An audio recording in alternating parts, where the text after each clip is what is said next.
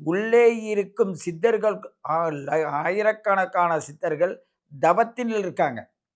அந்த தவத்தில் இருக்கிறவங்களுக்கு நீங்க தொல்ல குடுத்திருப்பீங்க. உங்களுடைய செயல்பாடுகள் உள்ள அதிர்வை ஏற்படுத்தியிருக்கும்.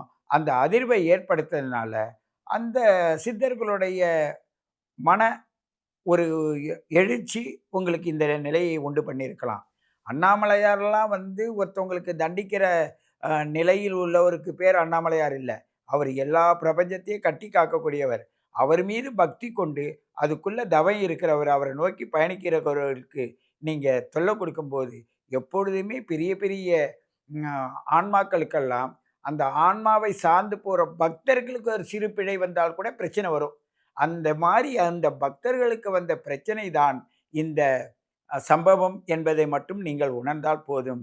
நீங்கள் உங்கள் மனமார யாருக்கும் எந்த தீங்கும் நினைக்காம, உங்களை நீங்க சுத்தமாக எடுத்துச் சென்றால், உங்களுக்கு கண்டிப்பாக வாழ்வில் அண்ணாமலையாருடைய அருள் கடாட்சகம் உங்களுக்கு நெறைய இருக்கும். நாங்கலாம் பார்த்துருக்கோம். ஏகப்பட்டது பார்த்துருக்கோம். அப்படியே அண்ணாமலையாரோட இடத்துக்கு ஒரு 4 கிலோமீட்டருக்கு அந்தாண்ட ஒரு நண்பருடைய தோட்டத்தில நான் நின்னு பூஜை பண்ணிக்கிட்டு இருக்கேன். பார்த்தா, அங்க ஒரு சூளம் இருக்கு. சூளத்தில உடுக்க இருக்கு. அந்த உடுக்க கருங்கல்லால் ஆன உடுக்க. நான் அந்த அண்ணாமலையார பத்தி பாடி குளிச்சிட்டு பாடும்போது ஒரு மூலிகை ஒண்ணு கையில வச்சிருந்தேன். அந்த மூலிகைய கையில வச்சுட்டு அத பாடும்போது, பெரும்பாலும் மூலிகைன்னாவே வேப்பில தான் இருக்கும். ஆனா, நான் கோபுரம் தாங்கின்ற ஒரு மூலிகை அங்க நெறைய இருந்தது. அதில கொஞ்சம் கையில வச்சிருந்தேன். அவ்வளோதான் நான் வச்சிருந்தது.